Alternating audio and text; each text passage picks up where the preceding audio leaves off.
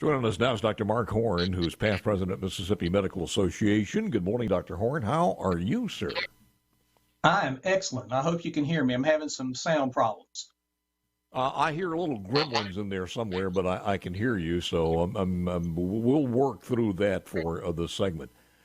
Just real quick, an overview of where we are now as far as in the state. We had about 5,500 cases. It's been holding about steady. The number of deaths in the last report, 25. But what's the status as far as Omicron out there is concerned? Well, early signs that we may, a slowing of the rate of increase, and maybe some early signs that things are improving a bit. As you look around the world, it's about time for us to notice that. So we hope that we're going to have the same experience that other people have had around the country and around the world. Still significant problems throughout our health system around the state. Hospitals still very busy, overfull. The worst day that our facility in Laurel had in terms of numbers in our ER, strain on our system, was a little over a week ago. It's the worst we've had in the entire pandemic. So this has been a tough one. A lower rate of mortality per number of cases, per 100 cases, but there's so many cases that deaths are still significant. Is the number of hospitalizations from Omicron about the same as Delta, though? Because we hear that most of the Omicron folks, some of them don't even know they had it. As a percent, or as an absolute number, we're right there with Delta, slightly below, but right there. Mm-hmm. As a percentage, it's lower. There's just so many more cases of Omicron than there were of Delta that what you lack in percentages, you make up for by the volume of cases. I hope that opening song on Tony Bennett, The Best Is Yet to Come, plays out as far as the year 2022, because we're tired of 20 and 21 and we don't want a redo. But what do we look forward to after this one? Because we have... about 775,000 people in the state as our total cases. So we should be getting up to, with vaccinations and also with the people who've contracted it that weren't vaccinated, some type of herd immunity, wouldn't you think? We're closer than ever before to that sort of, I almost wanted to say mythical, but it's this idea of herd immunity. It's true that the more cases, the more immunity, and this is what viral pandemics do, is they diminish over time. It's just taking longer than any of us would hope, and it's something we could have blunted with earlier adoption of vaccination, but we didn't, and so here we are. No.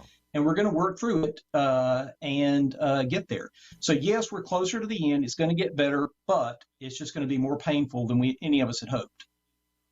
Have you seen most of the cases that do get Omicron and wind up at the hospital and God forbid, in a hospital bed? Most of those have not been vaccinated. Is that still a wide majority of people?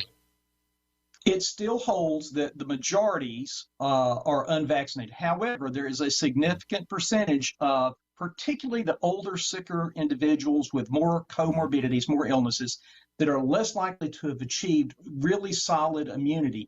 Those people are showing up in our hospitals. So there are people who have been fully vaccinated and who've been boosted who still get Omicron and still need to be hospitalized.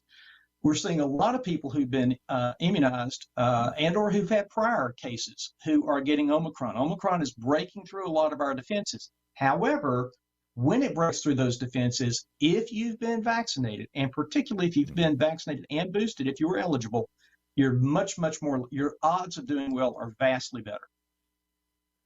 Is it possibly, too, just trying to get into the psyche of people here, but is it to a point, too, when somebody comes down with a cold after they've had 2 shots and the booster, they're thinking, okay, I can withstand this, and they may go at a prolonged period of time without getting that attended to?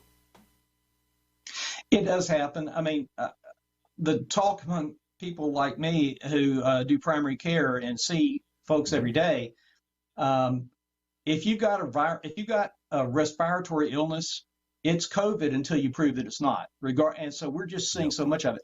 But It's run through people, a lot of professionals. I'm fully vaccinated. I'm boosted, and a month ago, it snuck into my house. And fortunately, we all had minimal cases, and all did very well. It cost, and it happened my first day of vacation, so I didn't even have to miss work. I know you keep on top of this. What's next out there? Is there anything that you're worried about and the medical community worried about as far as the next strain or the next rendition of COVID? So what we are all hoping for is that this will serve as sort of a mass inoculation and improve the herd immunity, which will diminish, we hope, future cases. Having said that, this virus has proven very adept at make these mutations, gaining advantage. It's going to be hard for it to get better in terms of communicability to compete against Omicron, but we thought that about Delta, and Omicron beats Delta in terms of communicability, its ability to spread. Fortunately, if Delta had been this communicable, Delta was it generated more pathology. If we had the same number of hospitalizations with this that we had with Delta, we would truly be underwater. It would be terrible. So there's that, that's an improvement. And we hope that this viral pandemics, if you look throughout history, human history, they will eventually diminish and become endemic. So this is something we'll be dealing with for a very long time, but hopefully at a much lower level so that it won't be as disruptive to our daily lives. I like the idea of one of the companies, and I'm not sure if it was Moderna or Pfizer, who said by the fall of the year, I think it was fall of the year, they could come out with a shot that would be together, a flu vaccine and a COVID vaccine together, which seems like a pretty smart idea if they could achieve that. If they can achieve that, I'd be in line to take it. Wouldn't bother me. I would be very happy to do so. Yeah. Speak to the flu. What are you seeing out there as far as the flu? So far, it's been modest. It is here, unlike last year when it seemed to disappear, but it has come. I know that there's theories out there that flu didn't disappear, that we were just calling all of the flu cases COVID. That's not the truth. We do test for both. There's no crossover between the tests in terms of you test for COVID and it's really testing the flu positive. So we do test for both. We are seeing some flu. Flu causes problems, has for many, in my entire career. So get your flu vaccine. They're not perfect, but it's better than nothing. Yeah. How young, as far as flu vaccines how young should you get them for the kids? I'm an adult doc, so I don't do a lot. But the bottom line is down until early, certainly into the, I think you can go over 6 months, I believe. Yeah. So ask your pediatrician. My pediatrician friends, I apologize if I misquoted that. Well, here's the other part of this. It's a little bit aggravating with as devastating this COVID has been, with all of the different variations and everything else. It's disrupted the world, and we still don't know, because of politics, where it started and how it started, who's responsible, or if anybody's responsible. And that's a little bit disconcerting, thinking about what's next around the corner. Your final thoughts, sir.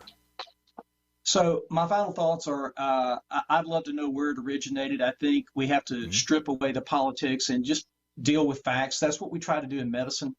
I know it's become, the whole thing is the most disappointing thing, and other than the deaths and disability that this has spread throughout our society, is that it has brought politics into the science of medicine. There are there's plenty of blame to go around. I'm not pointing fingers. Let's just get back to practicing medicine, good scientific medicine. That's what we're trying to do. One question real quick. Do we have a monoclonal supply in our state? Minimal that's effective against Omicron. Minimal. Is the forecast for that to change, as far as you know? You're going to have to ask the federal government. Even the state, our state health department does not control that. That's doled out by the feds. So in other words, the White House still have their finger on the spigot, is what you're trying to say. I'm not putting words in your mouth. Dr. Horne, thank you as always, sir. Appreciate it very much.